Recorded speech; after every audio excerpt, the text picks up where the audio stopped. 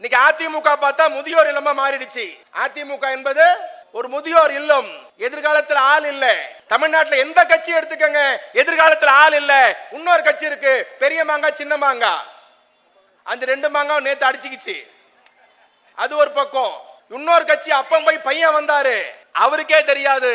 ஆனா இதெல்லாம் மீறி திமுக ஒவ்வொரு தொண்டனும், திமுக கடைசி தொண்டன் சைதை சாதிக்கல துவங்கி திமுக பொதுச் செயலாளர் ஐயா துரைமுருகன் வரையில் உதயநிதியை ஏற்றுக்கொண்டோம் என்று சொன்னால் அடுத்த 50 ஆண்டு காலத்திற்கு, இன்னும் ஒரு 50 ஆண்டு காலத்திற்கு கருப்பு சோப்பு கொடியை தூக்கி பிடிக்க ஒரு தலைவன் வந்திருக்கிறான் என்பதை பறைசாட்டத்தான் ஆனால் உதயநிதியை சிறப்புகளை கூட்டம் போட்டு பேசுகிறோம்.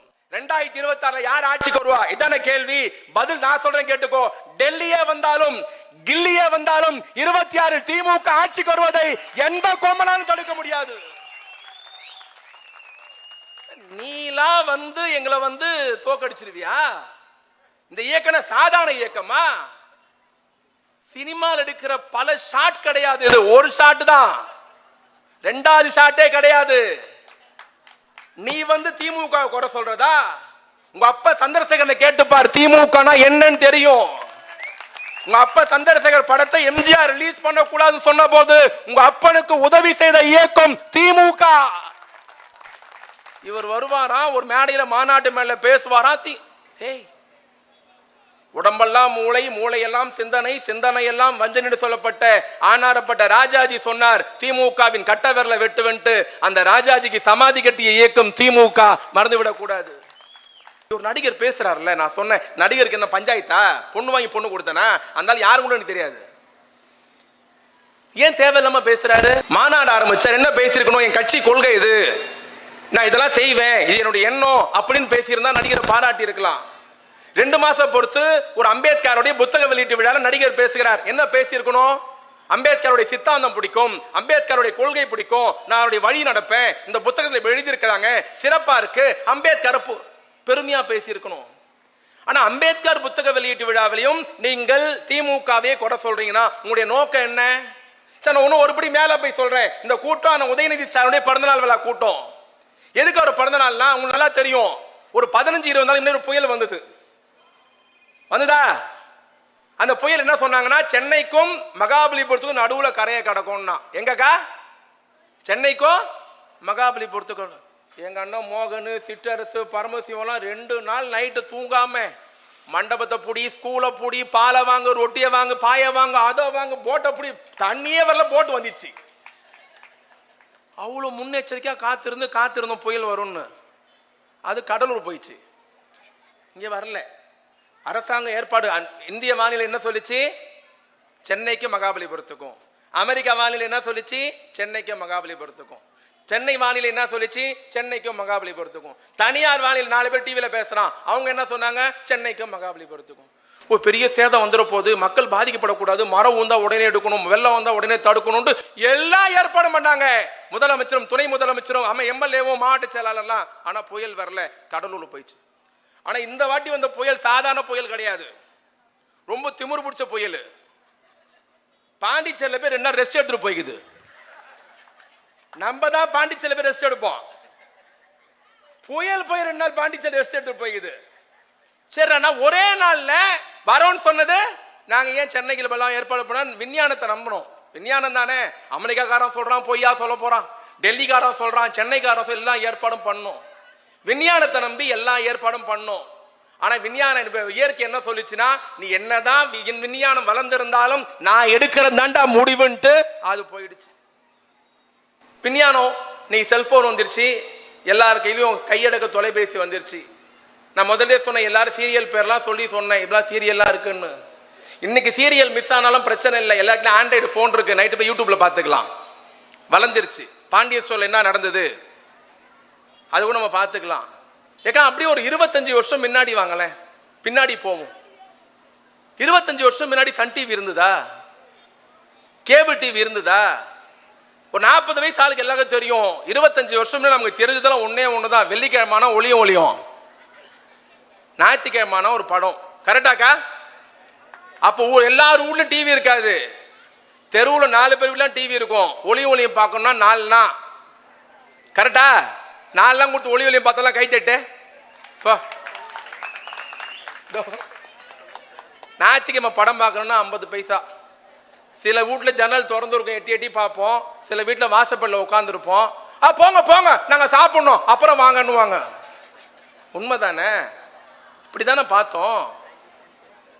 400 வீடு இருக்கும், 4 வீட்டில் தான் டிவி இருக்கும். ஆனால் மகராச கலைஞர் தான் எல்லா வீட்டுக்கும் டிவி கொடுத்து யாரும் யார் வீட்டிலும் போய் பார்க்க கூடாதுன்னு சொன்னவர் கலைஞர். எல்லாம் டிவியில் பார்த்தோம். இந்த புயல் வர நம்மளை மிரட்டுதோ இல்லையோ, இந்த டிவிக்காரங்க மிரட்டுறானுங்க பாரு. வந்து விட்டது அடையாருக்கு பக்கத்தில் இருக்குதுன்றான். இவனுங்க பண்ற அலம்புல் தான் இந்த லோ பிபியில் இருக்கிறவங்களாம் செத்தே போயிடுவோம். நம்மளுக்கு இந்த டிவிக்காரன் பண்ற அலம்புல் புயல் அந்த மாதிரி. நான் இவ்வளோ நம்பிக்கையாக இருந்தோம். சென்னைக்கு புயல் வரல. கடலூர், விழுப்புரம், தர்மபுரி, கிருஷ்ணகிரி, திருவண்ணாமலை ஏக்கா ஒரே நாள் நைட்டில் 50 சென்டிமீட்டர் மழை கொட்டி தீர்த்தது. வரும்னு சொன்னது சென்னையில், மழை பெஞ்சது கடலூரில், பாறை உருண்டு வந்தது திருவண்ணாமலையில். என்னக்கா இது?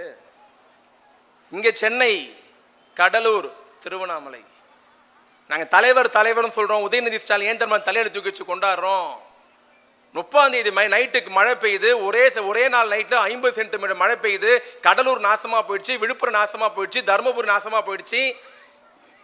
போலீஸ் ரிப்போர்ட் சொல்லுது. கலெக்டர் பேசின உடனே காலைல 9 மணிக்கு வீட்டை விட்டு கிளம்பினவர் 6 நாள் அந்த 6 மாவட்டத்திலும் பாதிக்கப்பட்ட மக்களை சந்தித்து ஆறுதல் கூறிய ஒரே தலைவன் எங்கள் இளைய தலைவர் அண்ணன் உதயநிதி ஸ்டாலின். எல்லா கிராமத்துக்கு போனார். சேத்துல போனார், மழையில போனார், கொற்றமழையில போனார், வெள்ளத்துல போனார், எல்லா கிராமத்துக்கு போனார். கவலைப்படாதீர்கள், நான் இருக்கிறேன், என் அரசு உங்களை பாதுகாக்கும் என்று சொன்ன தலைவன் அண்ணன் உதயநிதி ஸ்டாலின். அப்படியே இந்த பக்கம் வருவோம். 30ஆம் தேதி வீட்டை விட்டு கிளம்பி 6ஆம் தேதி தான் வீட்டுக்கு வரார். 6 நாள் 6 டிஸ்ட்ரிக்ட் போறாரு. பெரிய கொடுமை என்ன தெரியுமா? புயல் இங்க வரும்னா மழை அங்க பெஞ்சுது, பாறை உருண்டுச்சுன்னு சொன்னல. பாறை எங்க தெரியுமா உருண்டுச்சு? திருவண்ணாமலை மலை மேல இருக்கிற உச்சியில் இருக்கிற பாறை உருண்டு வந்துருச்சு. அந்த மலைக்கு பேர் அக்னிதலம். ஐயா கரெக்டுங்களா? அக்னிதலம். அந்த மலையை பௌர்ணமி ஆனா சுத்தி வருவாங்க. மலையை சுத்தி வந்தா நல்லா இருப்போன்ட்டு. ஆனா மலை மேல இந்த உச்சியில் இந்த பெரிய பாறை உருண்டு ஒரு வீட்டு மேல விழுந்து அந்த வீட்டில் இருந்த 5 குழந்தைங்க நசுங்கி செத்து போச்சு. கொடுமை என்னன்னா, அந்த பாறை வீட்டு மேல விழுந்தது இல்ல, உள்ள 7 பேர் இருந்தாங்க. அவங்க உயிரோடு இருக்கிறாங்க இல்லையான்னு தெரியல. இடுக்கமான இடம். துணை முதலமைச்சர் உடனே அங்க போறாரு. அவங்கள அதெல்லாம் வெளியே எடுத்து அவங்கள வெளியே கொண்டு வரதுக்கு 18 மணி நேரம் ஆச்சு. ஆனா சோகமான விஷயம், அந்த 7 பேரையும் காப்பாற்ற முடியல. ஆனால் பெரியவர்களே, அந்த 18 மணி நேரம் அங்கேயே உட்கார்ந்திருந்த தலைவன் உதயநிதி ஸ்டாலின் என்பதை நீங்கள் மறந்துவிடக்கூடாது. 18 மணி நேரம் கழிச்சு 7 பேர் பணமா தான் எடுக்க முடிஞ்சது.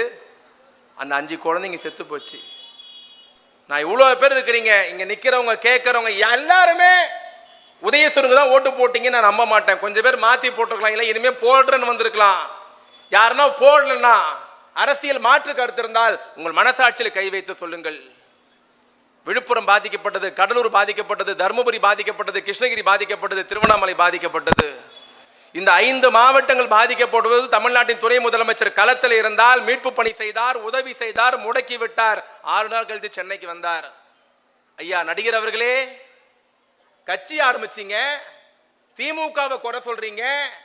நடிகையின் கல்யாணத்துக்கு கோவாக்கு போக தெரிஞ்ச உங்களுக்கு கடலூர் போக தெரியாதா? திருவண்ணாமலை போக தெரியாதா? ஏன் உங்க கால் சேர்ல படாதா? உங்க வண்டி டயர் மழை தண்ணில போக கூடாதா? ஐயா நீ எங்குமே போவானா? அந்த 5 குழந்தைங்க செத்து போச்சியா நசுங்கி. அந்த இலவு வீட்டுக்கு போயிருக்கலாம்ல. ஒரு நடிகையை கூப்பிட்டுக்கிட்டு கோவாக்கு போறீங்க, ஆனா கடலூருக்கு வர தெரியாதா? நீங்க டைலாக் பேசுவீங்க, திமுக பார்த்து திமுக சும்மா இருப்பானா? உன் ஞாபகம் வச்சுக்கோ, இந்த கட்சிக்கு வயசு 75. 75 வயசுலயும் நீ நடிகர் கட்சி ஆரம்பிச்சிருக்காரு. தமிழ்நாட்டில் எல்லாரும் பல பேர் நடிகை கட்சி ஆரம்பிச்சாங்க. சிவாஜி கணேசனை விட ஒரு சிறந்த நடிகர் இந்தியாவில் கிடைப்பாரா? எப்படி சிரிக்கணும், எப்படி அழணும், எப்படி நடிக்கணும், எப்படி நடக்கணும் இருக்கு உதாரண புருஷன் ஐயா சிவாஜி கணேசன். கட்சி ஆரம்பிச்சார், எம்எல்ஏ கூட ஜெயிக்க முடியல. பாக்கியராஜ் தெரியுமா? முருங்கீரையும் முருங்காயும் ஃபேமஸ் ஆக்குனவர். முந்தானி முடிச்சு படத்துல அந்த பாக்கியராஜ் எம்ஜிஆர் சொன்னார், என்னுடைய கலை உலக வாரிசுன்னார். எம்ஜிஆர் யாரையுமே வாரிசுன்னு சொன்னதே இல்லை. எம்ஜிஆர் வாரிசுன்னு சொன்னது பாக்கியராஜ மட்டும்தான். என்னுடைய கலை உலக வாரிசுன்னாரு. அந்த பாக்கியராஜ் கட்சி ஆரம்பிச்சாரு, கடையை மூடிட்டு போயிட்டாரு. டி ராஜேந்தர் கட்சி ஆரம்பிச்சார், சரத்குமார் கட்சி ஆரம்பிச்சார், ஐயா விஜயகாந்த் கட்சி ஆரம்பிச்சார், நடிகர் கார்த்திக் கட்சி ஆரம்பிச்சார், எல்லா நடிகரும் கட்சி ஆரம்பிச்சாங்க. யாருமே போனி ஆகல. நீங்க திருப்பி கேட்கலாம், அது எப்படி திமுக எதிர்த்து எந்த நடிகர் கட்சி ஆரம்பிச்சாலும் போனி ஆக மாட்டாங்க, என்ன காரணம் கேட்கிறீங்களா? என் கட்சி கிடைத்த தொண்டனை போல் இந்தியாவில் எந்த கட்சிக்கும் இப்படி ஒரு தொண்டன் கிடைத்திருக்க மாட்டான். எந்தவித எதிர்பார்ப்பு இல்லாமல் உடனே ஒருத்தர் கேட்பார், அப்ப எம்ஜிஆர் மட்டும் கட்சி ஆரம்பிச்சு ஜெயிக்கலையான்ட்டு. எம்ஜிஆர் நடிகர் கட்சி ஆரம்பிக்கல, திமுக இருந்துதான் நடிகர் ஆனார். திமுக 20 வருஷம் எம்ஜிஆர் உழைச்சார். எம்ஜிஆர் திமுகவை வளர்த்தார், திமுக எம்ஜிஆரை வளர்த்தது. 25 வருஷம் எம்ஜிஆர் திமுக இருந்து பிரிஞ்சு போன பிறகுதான் அன்றைய அரசியல் சூழ்நிலை எம்ஜிஆர் ஜெயிக்க முடிஞ்சது. இன்னைக்கு எம்ஜிஆர் தான் ஜெயிக்க முடியாது. எத்தனையோ நடிகர் வந்து போயிட்டார்கள், திமுக அழிப்புன்ட்டு அழிக்க முடியல. இன்னைக்கு இந்த கட்சிக்கு வயசு 75. இங்க இருக்கிற எல்லாரும் எம்எல்ஏ எம்பி ஆட முடியுமா? எல்லாரும் மந்திரி ஆட முடியுமா? எல்லாரும் கோட்டைக்கு போட முடியுமா? திமுக துண்ணுங்கிற ஒரு பெருமை என்ன தெரியுமா? பிச்சைக்காரனாக செத்தாலும் திமுக கட்சிக்காரனாக சாக வேண்டும். அதுதான் ஒவ்வொரு திமுக தன்னுடைய பெருமை. நான் முதலே சொன்ன இந்த கட்சிக்கு வயது 75. இந்தியாவில் எந்த கட்சிக்கும் இல்லாத பெருமை திமுகவுக்கு உண்டு. திமுக காரன் கெத்தா இருக்கிறான், திமுறா இருக்கிறான். என்ன காரணம்? பெரியவர்களே, தாய்மகளே, 75 வருஷம் இந்தியாவில் தேசிய கட்சி 6 கட்சி இருக்கு. காங்கிரஸ் 120 வருஷம், பாஜக, கம்யூனிஸ்ட், சமாஜ்வாடி, பகுஜன் சமாஜ். காங்கிரஸ் ஆரம்பிச்சு இன்னி வரைக்கும் 4 சின்னம் மாறிடுச்சு. முதல்ல ஒத்த மாடு, அப்புறம் ரெட்ட மாடு, அப்புறம் ராட்னம், இப்ப கை சின்னம். ஆளுகிற பாஜக கட்சி முதல்ல ஜனசங்கம், முதல்ல வேற சின்னம், இப்ப வேற சின்னம். கம்யூனிஸ்ட் ஆரம்பிச்ச போது வேற சின்னம், ரெண்டாக உடைந்தது வேற சின்னம். பகுஜன் சமாஜ் ஆரம்பிக்கப்பட்டது வேற சின்னம், இப்பொழுது வேற சின்னம். சமாஜ்வாடி ஆரம்பிக்கப்பட்டது வேற சின்னம், இப்பொழுது வேற சின்னம். இந்தியாவில் 6 தேசிய கட்சி ஆரம்பிக்கப்பட்டது வேற சின்னம், இப்பொழுது வேற சின்னம் வைத்திருக்கிறார்கள். தமிழ்நாட்டில் 40 மாநில கட்சி. பாமக தலைவர் ராமதாஸ் கட்சி ஆரம்பிச்சார் 88ல. அவர் கொடுத்த சின்னம் என்ன தெரியுமா? யானை. 91 தேர்தலில் பண்டுட்டி ராமச்சந்திரன் யானை சின்னத்தில் ஜெயிச்சாரு. நான் யானையில ஜெயிச்சேன்னு சட்டமன்றத்துக்கு யானையிலே போனாரு. தாமரக்கணி விட்டான் ஒரு அறை, யானையும் காணும் ராமச்சந்திரனையும் காணும். யானையை ஜூல விட்டாங்க, ராமச்சந்திரன் வீட்டுக்கு போயிட்டாரு. தேர்தல் கமிஷன் யானையை வாங்கிக்கின்னு மாம்பழத்தை கொடுத்தது, இதை சப்பின்னு இருங்கன்ட்டு. சார் மாம்பழத்தை சாப்பிட சொன்னாங்க, அப்போ நம்ம மாம்பழம் கொடுத்தாச்சு. கட்சி ஆரம்பிக்க விட வேற சின்னம், இப்ப வேற சின்னம். நம்ம என்ன வைகோ கோவப்பட்டு வெளியே போனார், கொடை கொடுத்தாங்க. அடிச்ச புயல கொடை நிக்கல, பம்பரத்தை வாங்கி ஜாட்டி நம்ம கிட்ட கொடுத்து நம்ம கிட்டே வந்துட்டார்.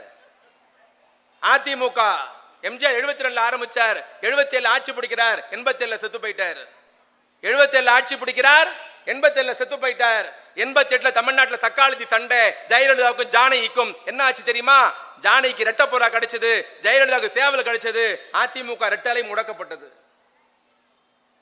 எம்ஜிஆர் இறந்த போது ஒரு வாட்டி முடக்குனாங்க, ஜெயலலிதா இறந்த போது ஒரு வாட்டி முடக்குனாங்க. தமிழ்நாட்டில் இந்தியாவில் எல்லா கட்சியும் ஆரம்பிக்கப்பட்ட போது வேற சின்னம், இப்பொழுது வேற சின்னம் வைத்திருக்கிறார்கள். ஆனால் 57 துவங்கி 2024 வரையில் அண்ணா பெற்று தந்த உதயசூரியனை தவிர வேறு சின்னமே பெறாத ஒரே இயக்கம் வரலாற்றில் திமுகவை தவிர வேறு இயக்கம் இல்லை. இந்த இயக்கத்தை தான் நேத்து வந்தவெல்லாம் திமுக அழிச்சிடும் ஒழிச்சிருவேன் சொல்றானா, எழுதி வைத்துக் கொள்ளுங்கள். இந்த இயக்கத்தை அழிப்பேன் சொன்னவனை தான் இந்த இயக்கம் அழித்திருக்கிறதே தவிர இந்த இயக்கத்தை எந்த கோமலாலும் அழிக்க முடியாது. தமிழ்நாட்டு முதலமைச்சர் போகிற இடம்லாம் சொல்லுகிறார், 200ல ஜெயிப்போம் 200ல ஜெயிப்போம்னு. ஆணவமா? இல்லை. அகங்காரமா? இல்லை. திமுறா? இல்லை. அப்புறம் எப்படி சொல்றீங்க 200 ஜெயிப்போம்னு? உங்கள் மீது இருக்கிற நம்பிக்கையில். உங்களுக்கு அவ்வளவு நல்லது செய்திருக்கிறோம், சொன்னதை செய்திருக்கிறோம், சொல்லாததையும் செய்திருக்கிறோம். இவ்வளவு பேர் உட்கார்ந்து இருக்கீங்க. என் தம்பி பேசுற போது சொன்னா, ஆட்சிக்கு வந்தோம், கொரோனாக்கு 4000 தந்தோம், ஆட்சிக்கு வந்தோம், மாசம் 1000 ரூபாய், ஆட்சிக்கு வந்தோம், உங்க வீட்டு பொம்பளை புள்ள படிக்க போன 1000 ரூபாய், ஆட்சிக்கு வந்தோம், உங்க வீட்டு பையன் படிக்க போன 1000 ரூபாய், ஆட்சிக்கு வந்தோம், உங்க மாமியாருக்கு 1200, ஆட்சிக்கு வந்தோம், இலவச பஸ் பாஸ், ஆட்சிக்கு வந்தோம், இல்லம் தேடி கல்வி, ஆட்சிக்கு வந்தோம், வீடு தேடி மருத்துவம், இவ்வளவு கொடுத்தோம். ஆனா இவ்வளவு கொடுத்தாலும் ஒரு அக்கா சொல்றது, எல்லாம் கொடுத்தீங்க, கரண்ட் பில் ஏத்திட்டீங்களே. அதுல அந்த அக்காக்குது பேர். இப்படி வாங்கி இப்படி தரானு கிடையாது, சத்தியமே தெரியாது. இதெல்லாம் இது குழப்பம் பண்றது. தண்ணி பிடிக்கிற இடத்துல கோயில் எல்லாம் போய் இப்படி வாங்கி இப்படி தரானுங்கன்னு சத்தியமா சொல்றேன். கரண்ட் பில் நாங்க ஏத்தல. உனக்கு சந்தேகம் வந்தா போறப்ப மாரியத்தை கொள்ள மண்ணவாரி போட்டுப்போ, நாங்க ஏத்தல. நீ திருப்பி கேட்கலாம், ஏன் ஆளுங்கட்சி எம்எல்ஏ மோகன் தாயா, மாவட்ட செயல நிலைக்குழு சிற்றரசு தாயா, பரமசிவம் தான் கவுன்சில், நீங்க தான் பவர்ல இருக்கிறீங்க, இப்ப நீங்க கரண்ட் பில் ஏத்தாம யார அக்கா இப்பயும் சொல்ற நாங்க ஏத்தல. அப்ப யார் ஏத்துனது? ஒரு படத்தை சொல்லுவான் தெரியுமா, எல்லாம் மேலகிறோம் பார்த்துப்பான்ட்டு, எல்லாம் மேலகிறோம் பார்த்துப்பான்ட்டு. அந்த மாதிரி தான் 2011 2021 10 வருஷம் அதிமுக ஆட்சி நடந்தது. அந்த அம்மா 6 வருஷம் முதலமைச்சர் இருந்தது. நான் இப்ப அந்த அம்மா தான் சொன்னேன், பேர் சொல்லல. கவனிச்சிங்களா? பேர் சொல்லல. இதே ஜெயலலிதா சாவதுக்கு முன்னாடி இதே அண்ணா நகர்ல பல இடத்துல கூட்டம் பேசிக்கிறேன், ஜெயலலிதா தான் சொல்லியிருக்கேன். அந்த அம்மா உயிரோட சொல்ல ஜெயலலிதான்னு சொன்னேன். இப்ப அம்மா அம்மான்னு மரியாதையை தான் கூப்பிடுறேன். ஏன் தெரியுமா? அந்த அம்மா செத்த பிறகு தான் அந்த அம்மா மேல ஒரு மரியாதையே வந்தது. நீ திருப்பி கேட்கலாம், ஏன்பா உயிரோட இருக்க சொல்ல மதிக்கல, செத்து போன பிறகு அம்மான்னு மதிக்கிறேன்னு சொல்லி. என்ன தெரியுமா காரணம்? செத்து போன பிறகு ஜெயலலிதா மேல ஏன் தெரியுமா மரியாதை வந்தது? இவ்வளவு பைத்தியக்காரரை வச்சு அது கட்சி நடத்திருக்கு பாரு, சாதாரண விஷயம் கிடையாது. அந்த அம்மா 6 வருஷம் முதலமைச்சர் இருந்து செத்து போச்சு. அப்புறம் ஓபிஎஸ் வந்து, இபிஎஸ் வந்தார், ஓபிஎஸ் வந்தார். அந்த மாதிரி 2014 2வது முறை ஜெயிச்சு முதலமைச்சர் இருக்கிற பொழுது நல்லா கவனிக்கணும். யாராவது அதிமுக அந்த கூட்டத்தை கேட்டுட்டு இருந்தீங்கன்னா நாளைக்கு கூட்டம் போட்டு பதில் சொல்லணும். டெல்லியில இருந்து ஒரு ஃபைல் வருது ஜெயலலிதா கிட்ட. பிஏ கொண்டு போய் ஜெயலலிதா கொடுக்குறாங்க. ஐயா அம்மா இந்த ஃபைல்ல கையெழுத்து போட சொன்னார் மோடின்ட்டு. அந்த ஃபைலை ஜெயலலிதா அம்மா படிச்சு பார்த்துதான் கண்ணெல்லாம் செவுந்து போச்சான், டென்ஷன் ஆயிடுச்சான், மூஞ்சில தூக்கி வீசிச்சான். யார்கிட்ட கையெழுத்து கேட்குறீங்க? விளையாடுறீங்களா? ஏன் ஜெயலலிதா அவ்வளோ கோவப்பட்டாங்க? ஏன் அவ்வளோ டென்ஷன் ஆனாங்க? ஏன் அந்த ஃபைலை தூக்கி அடிச்சாங்க? அந்த ஃபைல் பேர் என்ன தெரியுமா? உதய் மின் திட்டம். நல்லா மனசுல வச்சுக்கோ. அந்த கோப்பு பேர் என்ன? சத்தமா சொல்லுங்க. உதய் மின் திட்டம். ஏன் அந்த கோப்பை பார்த்த உடனே ஃபைலை பார்த்தோம் ஜெயலலிதா கோவப்பட்டு மூஞ்சில தூக்கி வீசிச்சுன்னா, அந்த ஃபைலை கொடுத்து அமிச்சது மோடி அரசாங்கம். ஜெயலலிதா பார்த்தோன்னு ஏன் கோவப்பட்டாங்கன்னா, அதில் என்ன எழுதி இருந்ததுன்னா, இனிமே தமிழ்நாட்டில் கரண்ட் பில்லை நாங்க தான் ஏற்றுவோம். எழுதி அமிச்சது யாரு? யாரு? இதை பார்த்தோன்னு அந்த அம்மா சொல்லிச்சான். நான் சொன்னேன்ல இறந்த பிறகு அந்த அம்மா மேல மரியாதை வந்ததுன்னு. அந்த அம்மா புடவை தான் கட்டி இருந்தது, ஆனா ஆம்பளை மாதிரி முடிவெடுத்தது. அந்த அம்மாயை பாராட்ட வேண்டும். பார்த்து இந்த ஃபைலை பார்த்து அந்த அம்மா சொல்லிச்சான், என் ஸ்டேட்ல கரண்ட் பில்லை எப்போ ஏற்றணும் குறைக்கணும் நான் தாண்டா முடிவு பண்ணணும், டெல்லியில் இருக்கிற மோடி முடிவு பண்ணக்கூடாது, கையெழுத்து போட மாட்டேன்ட்டு அந்த அம்மா சொல்லிடுச்சு. அந்த அம்மா 2016 செத்து போச்சு. 4ஆம் தேதி செத்து தான், 5ஆம் தேதி செத்து தான். யார் அடிச்சா என்ன? 1 கோடி ரூபாய் இட்லி துணுக்குறானுங்க. எவ்வளோக்கு அந்த அம்மா சீரியஸ் ஆகுது. இவனுங்க 1 கோடி ரூபாய் இட்லி துணுக்குறானுங்க. அப்போலோ ஹாஸ்பிட்டலில் மட்டுமே இட்லி சாப்பிட்ட பில்லு மட்டும் 1 கோடி ரூபாய். விளங்குவாங்களா அவனுங்க? கையெழுத்து போட மாட்டேன்னு சொல்லி அந்த மாதிரி செத்து போச்சு. நல்லா கவனிக்கணும். உதய் மின் திட்டம் மோடி கொடுத்து அனுப்புறார். இந்த அம்மா கோவப்படுது, தூக்கி மூஞ்சில வீசுது, கையெழுத்து போடல. இவனுங்க ஆட்சிக்கு வந்தானுங்க. தான் மேல வழக்கு விடக்கூடாது, தான் பாதிக்கப்படக்கூடாது, தான் பதவியை காப்பாத்திக்கணும்ட்டு டெல்லியிலேருந்து கோப்பு சென்னைக்கு வந்தது, கையெழுத்து போடல. இவனுங்க 3 பேர் டெல்லிக்கு போ. அண்ணா ரொம்ப முக்கியம். இப்ப அது